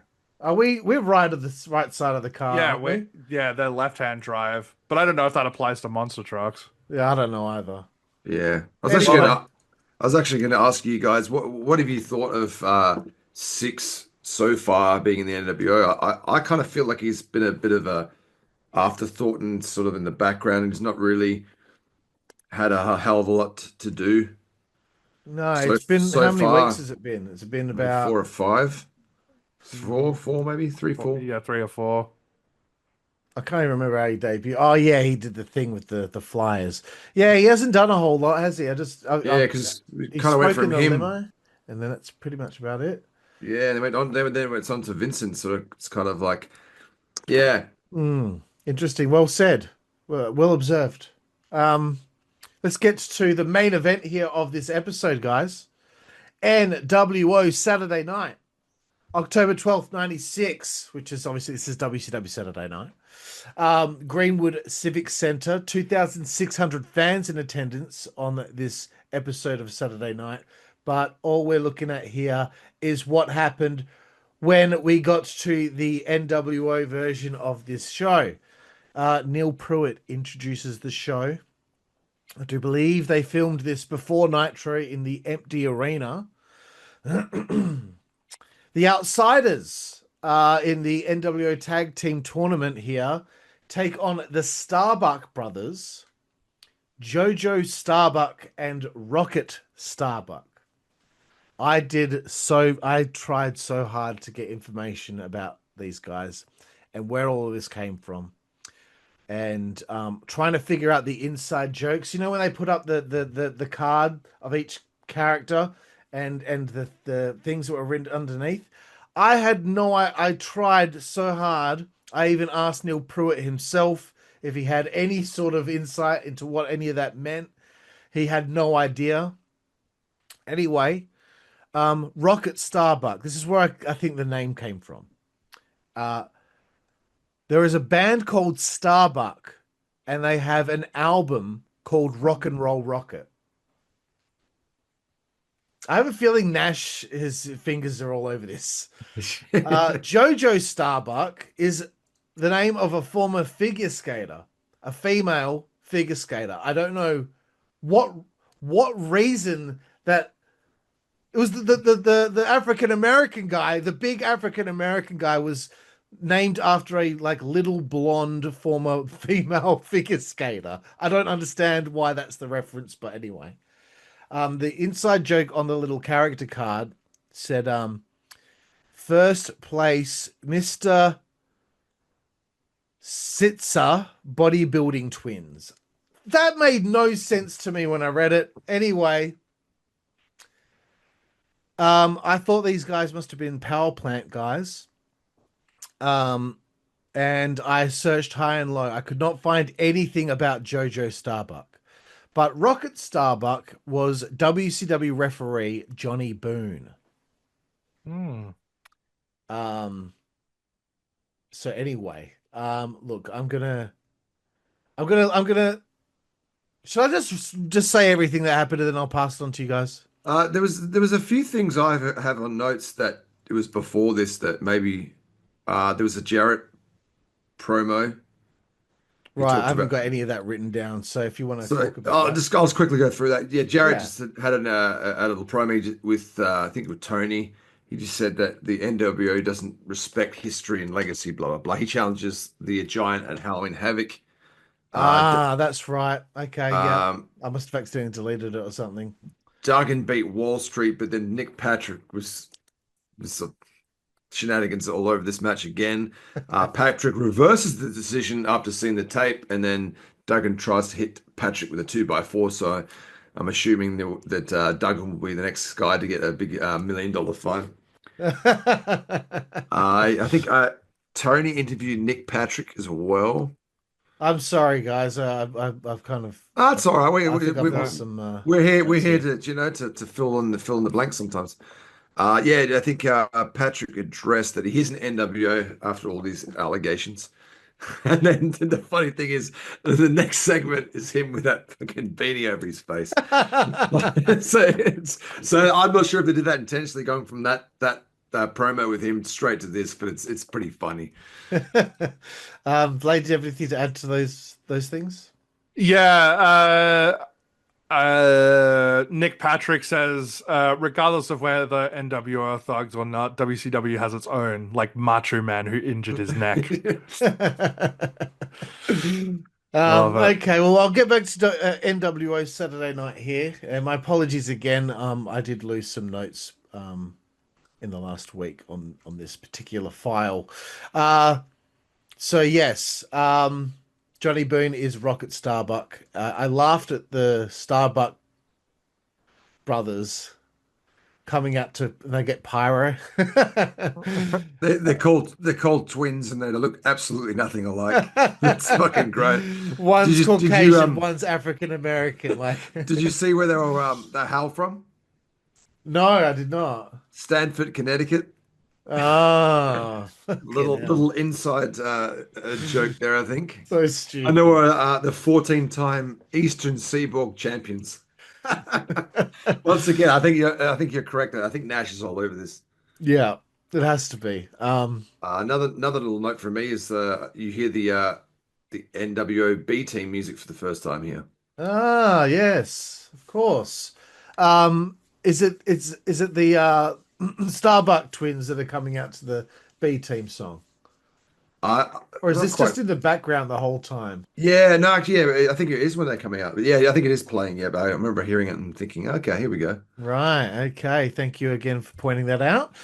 I'm loving Nick Patrick in the hood and the piped crowd noise. Every time the outsiders are on the screen, the crowd is screaming, and then as soon as anything happens with the opposing team, there's booing, and I believe even Rocket Starbuck has an arm wrench on Scott Hall, and they actually like block it out from being seen. Like they scramble the screen. A few highlights here that I liked. Hall wrestling Rocket at the beginning of the match. Nash is on the microphone commentating, and he mentions that Hall in the past has been a victim of the single leg. Then Hall, I think it was a hammerlock, and Nash called it into a pretzel, into a donut hole.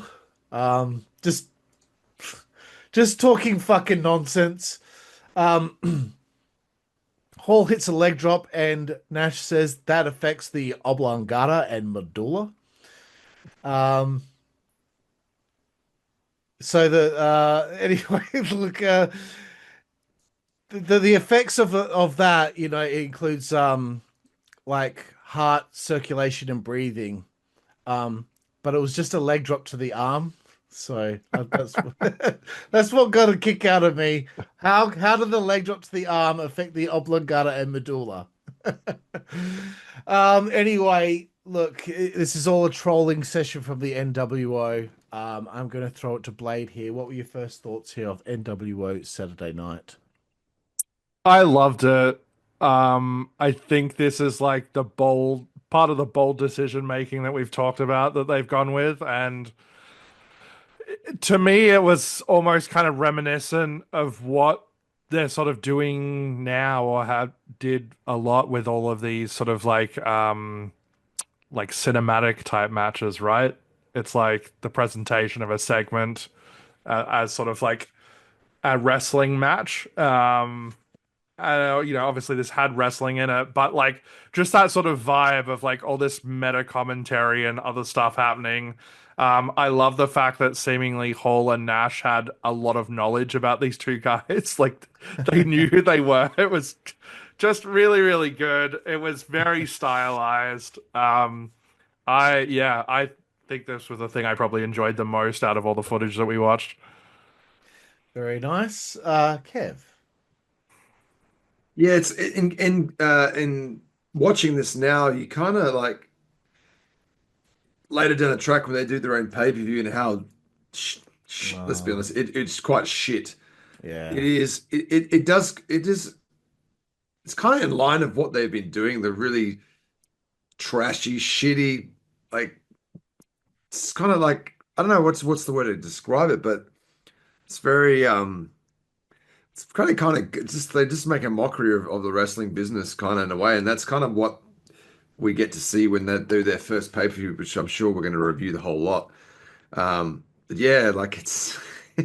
But once again, they're taking a risk putting this on because it's not conventional wrestling at all. It's just kind of we haven't seen anything like this before, where they're just kind of parodying wrestling and taking the piss out of it. But I think the personality of especially Kevin Nash really shines through in this kind of stuff. It makes him he's really an entertaining, funny guy. And then I don't think we got to see this side of him when he was Diesel in WF at all. I think this is the first time we're actually seeing the personality of Kevin Nash, the person, shine through Yeah, on TV, and he's hilarious. that's a good point. Yeah, it's I mean, I found the whole thing to be really entertaining and funny. Um, the thing that annoys me is that I do a Google search on this whilst I'm trying to find out who these guys are, and I get no insight on some of these websites, especially WrestleCrap.com. You would have totally got them on the Insider's Edge podcast if you could find these guys. Right? Well, I can actually, because Johnny Boone's he's still kicking. I could probably talk to him, but I don't know. And I don't know who Jojo Starbuck is, but yeah, WrestleCrap.com just completely shat all over this. Which it annoys. Marks. Like how can you not find this entertaining? Like it's not supposed to be amazing pro wrestling. It's just supposed to be a bit of fun. So I don't understand. But anyway, anything else to add here, guys? No, oh, good. Let's continue. All right. Well, we've got to the end of nWo Saturday Night. No. You're forgetting something, you disorganized fuck. Context. Karlifornia was a complete disorganized fucktard this whole episode, and on behalf of the team at the nWBro's podcast, we want to apologize for his feeble brain working at 20% capacity. He was probably thinking about hot sex again. I mean, who wouldn't, when you've got saucy minxes like Woman Deborah and Miss Elizabeth in a tight leather outfit on the show? Anyway, the dickhead forgot about the nWo Sting versus Bunkhouse Buck match, which was a squash win for nWo Sting and his fourth last televised match on WCW television. Fuck me. And now, boys, it's time to find out what Dave Meltzer had to say. That's right, it's time to find out what did Dave Meltzer say. Well, you know what? I mean, I'd have to give that 5 stars. Rumor has it that Mabel is going to be the third guy. The question of where Bret Hart will end up is reaching a fever pitch. WWF has been planning for Hart to return at Survivor Series to face Steve Austin, but WCW has offered him at least 3 times more money in a guaranteed contract, and it's more money than he's ever made in wrestling. Hart has said before that he isn't interested. He isn't interested in returning to WWF unless they make him champion,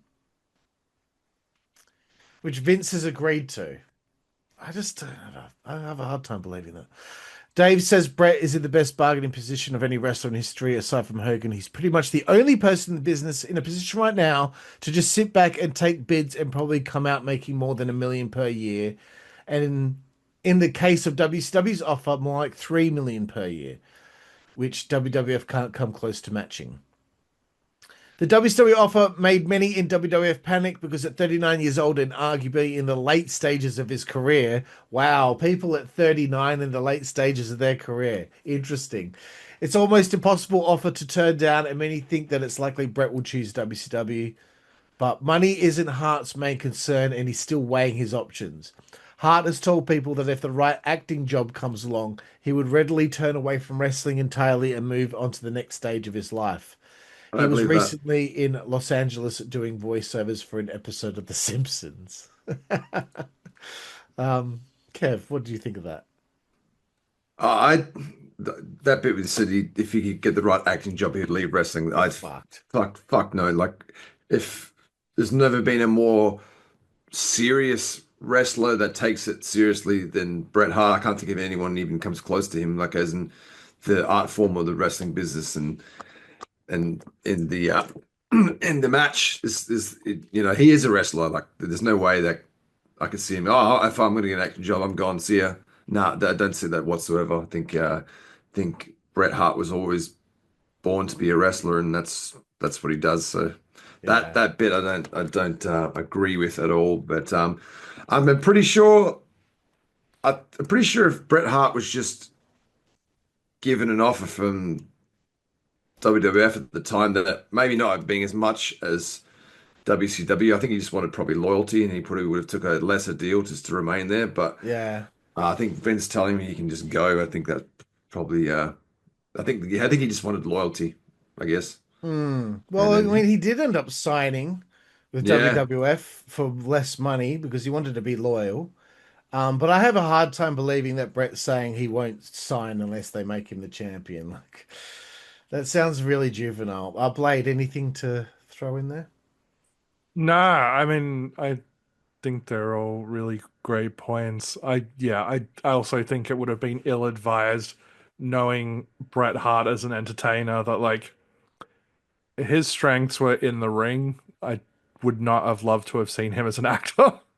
Uh, being perfectly honest. But yeah, talk about a guy that loves the wrestling business and is like, sort of, I guess, one of the cornerstones of like modern day wrestling. Like, yeah, I could not see him having contemplated leaving for Hollywood at all. Right. Yep. I'm in the same boat there. The next part. Ric Flair is expected to be out for the rest of the year due to a torn rotator cuff. So that's why he was written off on Nitro. He will turn 48 while he's out recovering. Wow. Yeah, fuck. And after a 24-year Crazy. career where his body has taken a beating every single night, it's expected that he'll need to be protected in the future if he wants to continue wrestling. Expected he will be given a Hogan-type schedule when he returns. It's expected. Where he will only work major shows and probably be more of a manager for the Horsemen. I believe he has several more world title reigns. And the plan is for Jeff Jarrett to take his place in the Horsemen when he joins the company. None of these things happen. This is trash. So I believe this Wrestling Observer was from. It's come out after the Nitro where Jarrett's debuted, but only like a day after. So he's already written the whole thing and put it out. But he's written the plans for Jeff Jarrett to take his place when he joins the company. But the thing is, once he's actually written that, Jeff Jarrett's already in the company and already debuted, which I just thought was interesting. Do we have anything to follow up there, boys, on this, Blade? That's why it's wild that Flair was 48 years old, and knowing what we know now and how many runs he went on after that is even more insane. Yeah, isn't that crazy? Like, he ends up wrestling Shawn Michaels at WrestleMania. Like, what year is that? Like 2005 or some shit? I don't know. Yeah, and then he's running TNA afterward, and like, just Jesus Christ. It's wild. You think about it, like 48 here, like that's really old. Like Sting was wrestling till he was 62, wasn't he? Like, isn't Goldberg 61 now or something? 58. Yeah, think, like that's fuck, the wrestlers wrestle way longer these days than it was, depicted back then that this is really old. Kev, anything? No, not too much. Just a side note about Flair. Like, I don't know how you guys feel about it, but this week he's just some fucking Reddit user just made up a story about him. Just is Ric Flair going around to bars and shitting in his pants and stuff like that. And I just see that internet wrestling losers just taking this story and then just making fun of him and taking this, whoever this person said it, as gospel. This is the truth now.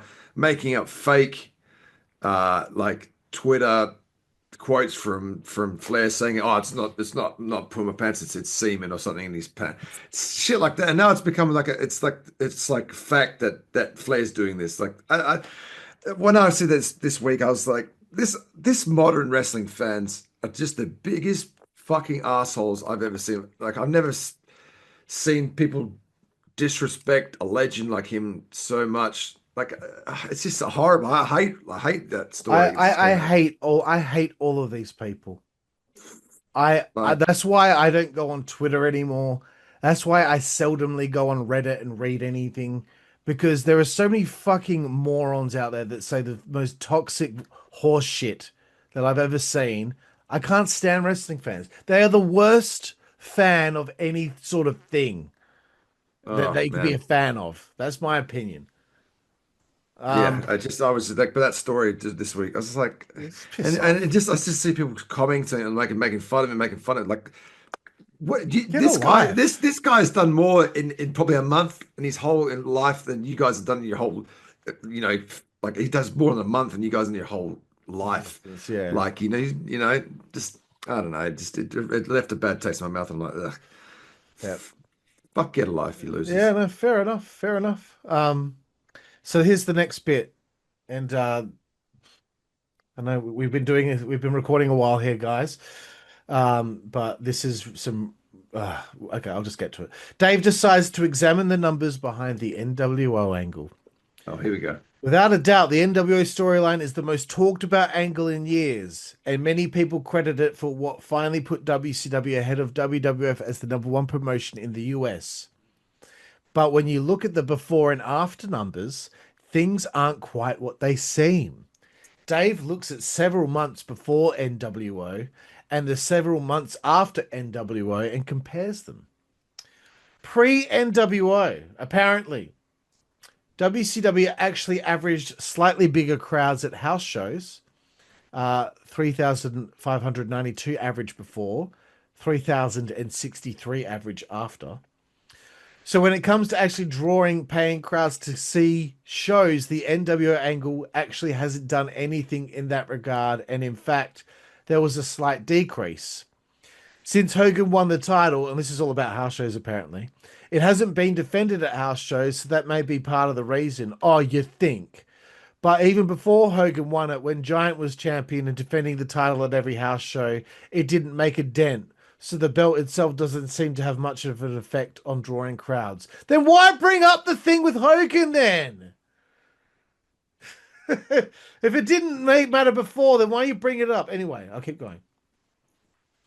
Monday Nitro TV ratings are up slightly since the nWo angle. Mine. Average 2.20 rating before, now averaging 2.23 after. Aren't we getting 3.5s, 3.3s? Are we getting record numbers? We're saying this is a record. It's a new record. Like, come on. Yeah, they've had the record a few times since then. So if the average is 2.23 and is that implementing all the ratings prior to the nWo, or is it not? Because if it's not, then you're probably implementing ratings from early on in the angle when maybe the ratings weren't jumping up super high, but it's high now at this point. Anyway, ratings usually go down during the summer, and the fact that they went up is actually pretty impressive and seems to correlate right with the moment Scott Hall debuted.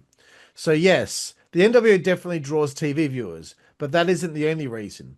This is also about the same time Nitro expanded to 2 hours, and that helps the averages. The ratings increase is a combination of both factors, but is also slightly offset by the fact that both the Saturday and Sunday TV show ratings have decreased. Pay-per-view buy rates are also up slightly since the nWo debut, but not significantly. If you factor in the money that Hall and Nash are making, the buy rate increase doesn't cover it. So, for instance, WCW is making an extra $48,000 a month due to the uptick in pay-per-view buys, but Hall and Nash's salary is $60,000 per month each. So basically, they're paying more for the nWo guys than they're making back on pay-per-view. Basically, WCW is losing money on the deal because Hall and Nash haven't been a big enough pay-per-view draw to offset what it costs to have them. Dave compares it to Hulk Hogan joining WCW in '94 and says the difference there was night and day. Hogan basically doubled W Series pay-per-view buys when he debuted. The nWo angle hasn't had nearly the same effect. Okay. Blade. He's just so sick of shit. Oh man. I think the thing that like bugs me is this sort of like, and it's something that I think bugs me with like a lot of the dirt sheet type stuff is it's sort of like this qualification of like opinion as fact when it's like, well, you're not really like providing us. In some instances, you're providing us with numbers and stats and figures, but like even then, it's such a surface level breakdown of them, right? Like, also, you're not really explaining what your metrics for measurement are within those things as well. So, like, sure, we can all take data and sort of extrapolate what we want from it if we're trying to make a point about like X, Y, and Z. Um, it's just, man, it's. I don't know, like, I don't know what his problem is. Like, who hurt you, Dave? Like, who hurt you? He's hell bent. He's hell bent because Eric probably doesn't talk to him. He's hell bent on bending things, changing the narrative slightly, pushing out his narrative out there, trying to brainwash the observer subscriber into believing that this is true. So they go on the message forums and they say, well, Dave Meltzer said this. He's talking about buy rates making an extra 48,000 a month due to the uptick in pay-per-view buys.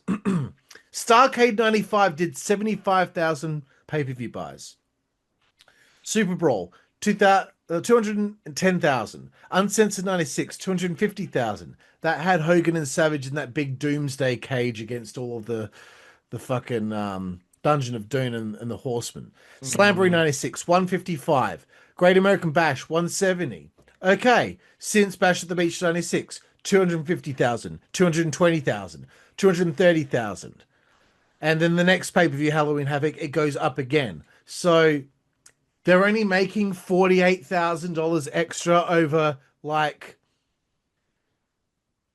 several, like tens of thousands of extra pay-per-view buys. How much does a pay-per-view cost? How much did it cost? 30, 40 bucks?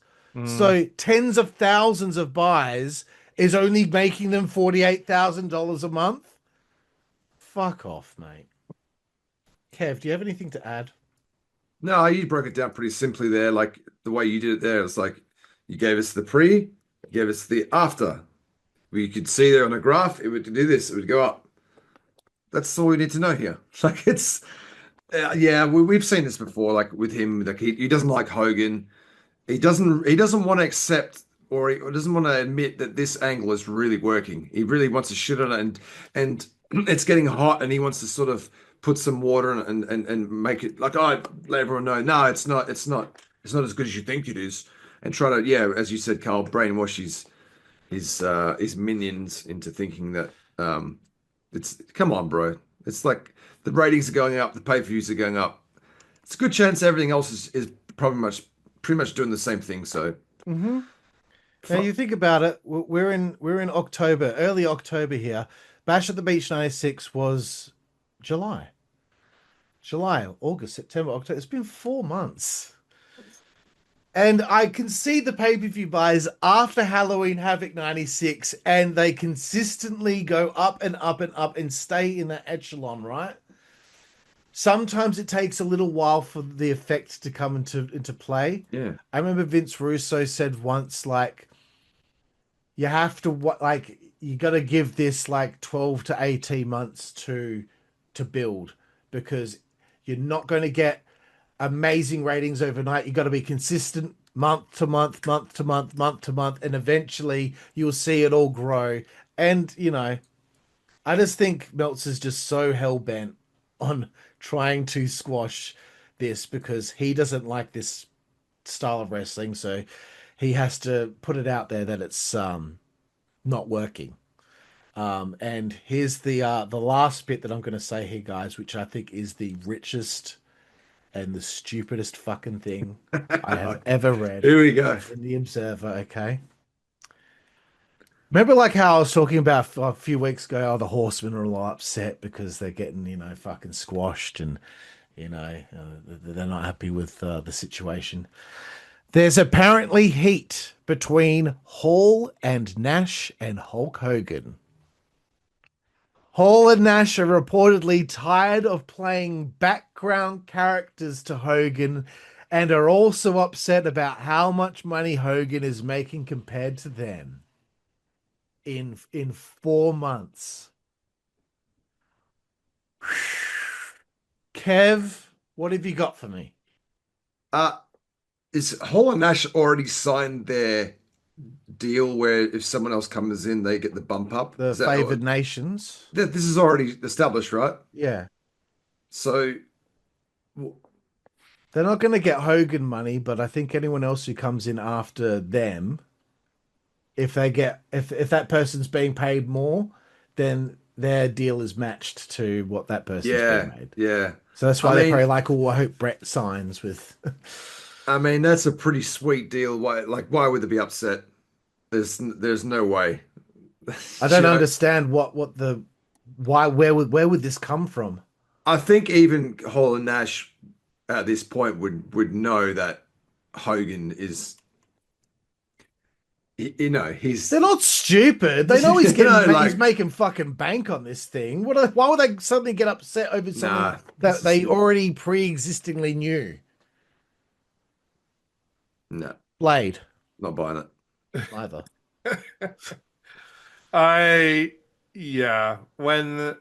When they're all doing business and they're making as much money as they would be, like, also the funny thing is like playing secondary background characters. I'm like, they're the guys that fucking were there at Ground Zero. They started the thing. Like, what the fuck are you talking about? And when Hogan's not there, they're front and center. Like, holy shit, man.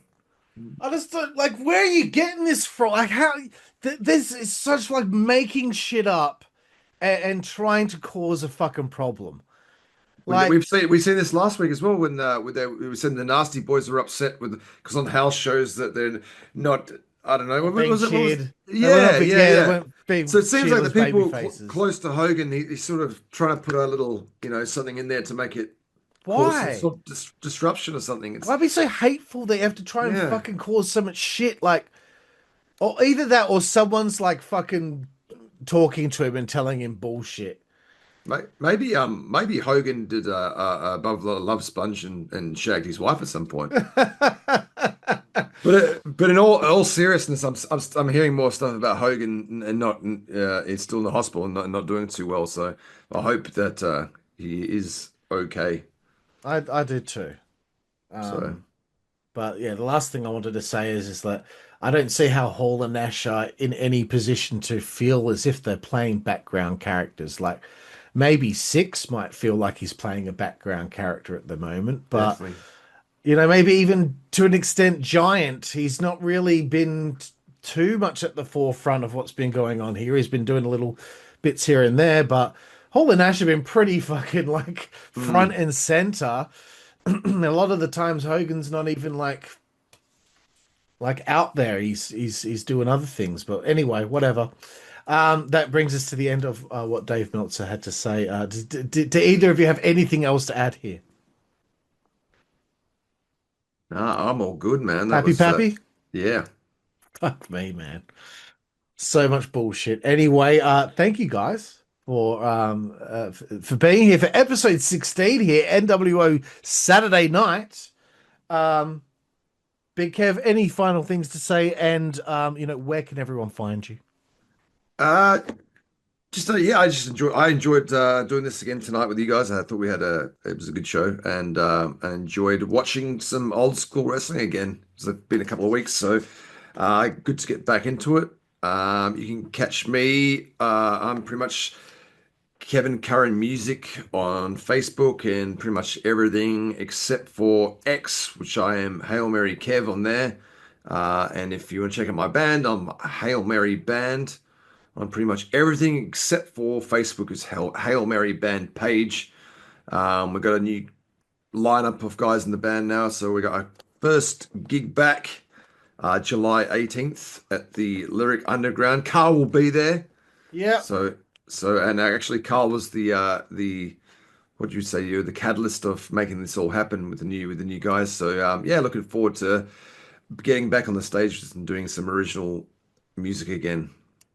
Yeah, excellent, Big Kev. Yes, I was the catalyst. I just kind of put you together with somebody that could join your band on drums. So I'm really happy that it's worked out and the band is back together, as the nWo would say. Blade, I know that there's not really anywhere where people can find you, but do you have anything to put out there before we sail off to the sunset? No, I enjoy that there's been a lot more activity on the channel, which is awesome. Yeah. Been seeing some more comments go up, which is really, really cool. So please keep them coming. It's my birthday this week. Oh! So 37 years old, which is pretty grim, heading towards 40 very, very quickly. You can no longer say that you're in your mid-30s. No, this is the sucky thing. But yeah, just looking forward to doing that. And yeah, it's been good doing this. I'm glad we're back and hopefully we can start picking up some more momentum, get some more episodes in. Yeah, let's hope. And of course, every night there you can find me on most things at Karlifornia nWo. And before we sail off, I'm just going to show off one little WCW piece of merchandise I have. It is the Hollywood Hogan hot rod. Nice. Can I show something? Can I show something too? Yeah, man. Here we go. Did it. Right, you've got the one with the white pants. I've got the Booker T with the black pants. Oh, really? Yeah. Maybe mine's a rare one, a rare, valuable one. Hopefully. You know what annoys me? I bought a Stevie Ray WCW figurine, and when it arrived in the mail, I was so excited, and it was just a Booker T figurine. I'm like, you cheeky bastard! You wrote it was Stevie Ray. I thought I found this gem, and it said like the initials BT at the bottom on his boot, and I'm like, fuck you. I actually got one more to show you, Carl. This is going to get a lot of heat with you. You're not going to like this one. Here we go. Evator Conan. That's messed up. Now I'm gonna have to dig through my old figurines next week and see. I went through my garage and found these things in a box. Oh, wicked, bro. Well, thank you for showing. And thank you guys for joining me here for this week, episode 16, nWo Saturday Night. And thank all of you for joining us here on the nWBro's podcast. I'm Karlifornia. This is Big Kev. This is Blade. And we will see you down the road. Thank you. Good job, guys. Fuck, I was busting for a piss for like half an hour there.